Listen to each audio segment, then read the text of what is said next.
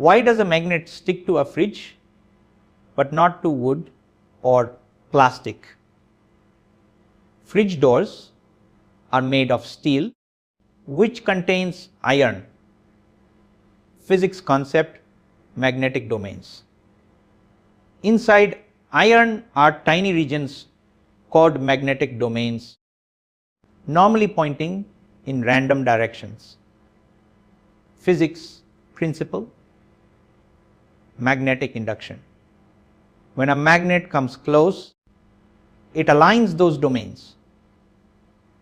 This creates a temporary magnet in the fridge door. Physics law, magnetic force. Opposite magnetic poles attract, pulling the magnet and fridge together. Magnets don't stick to fridges by glue or suction, they stick because magnetic fields link them together.